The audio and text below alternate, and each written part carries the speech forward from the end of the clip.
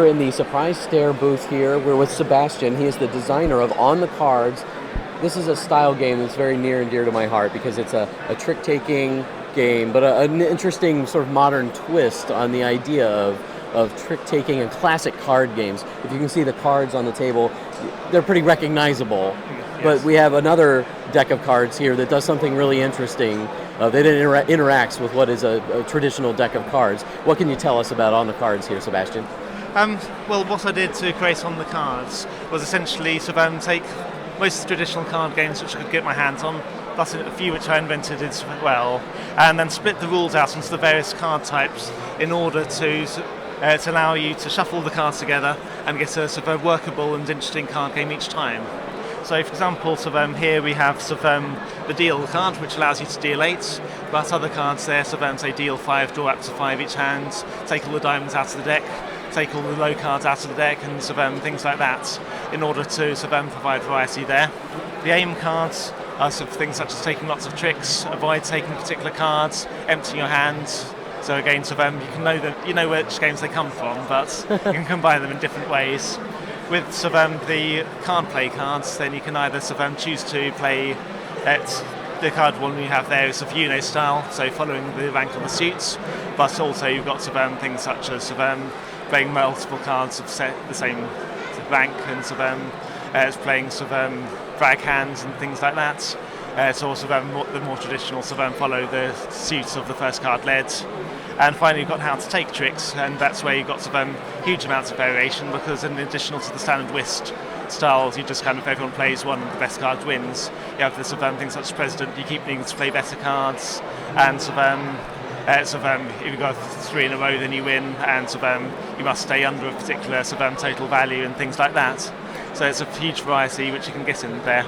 It seems like an interesting mix of familiar card game elements with some added original ideas too. Yes. It looks like you even reference the actual classic card games on the card, so Indeed, you don't even have to rely on someone's knowledge of how you've kind of split up the different games. You can actually see, oh hey, this is an element of that particular classic card game. Well, that's one of the things which is important to me.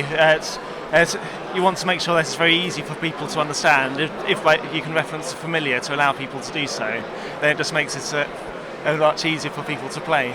The game's undergone about 5 years worth of development, which is mainly constant streamlining and cutting down the rules and move them to the right place.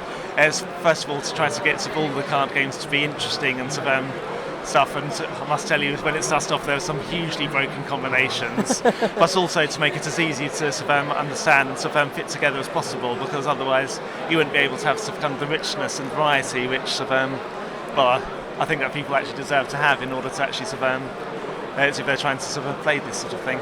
It's kind of interesting too that in a way this game's almost a doorway back to those classic games too, because you're introducing elements of these games, and if they become interested in they sort of can take them on in little bite-sized chunks, and once they know those little elements of those classic games, they might be encouraged to go back and actually play those classic games as well, because I think some people are intimidated by some of the older ones, but if you've played little bits of it here, you can go on and go, it can't be that hard. I'll give whist a try sometime. Exactly, yes. Being a person who likes to encourage people to look backwards as well as forwards to play games, I think that's really cool. Yeah.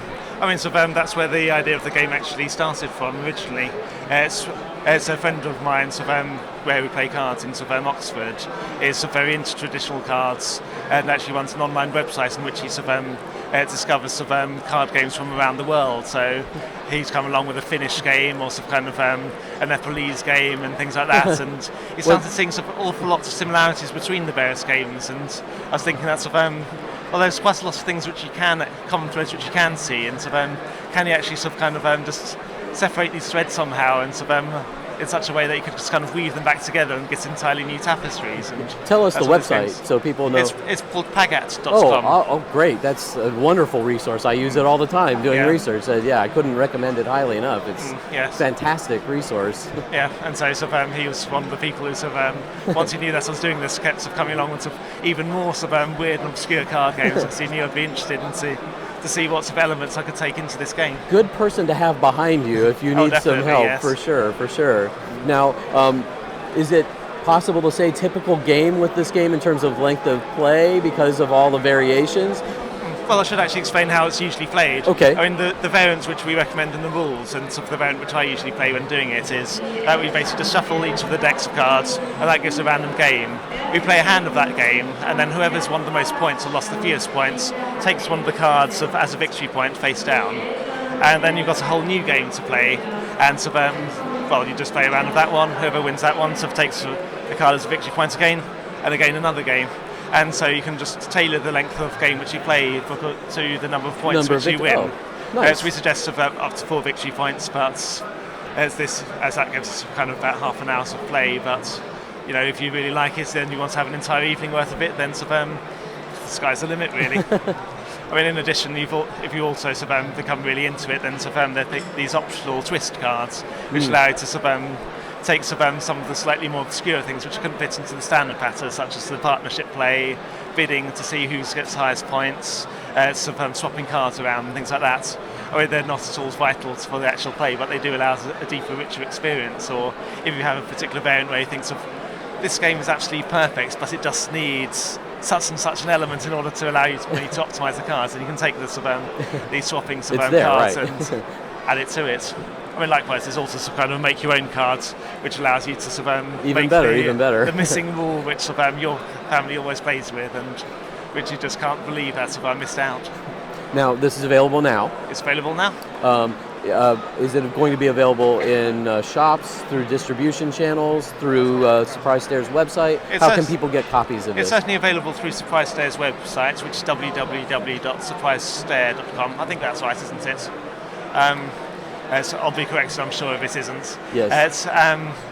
But it's also we've got various distributors which we're talking to at the moment at the show.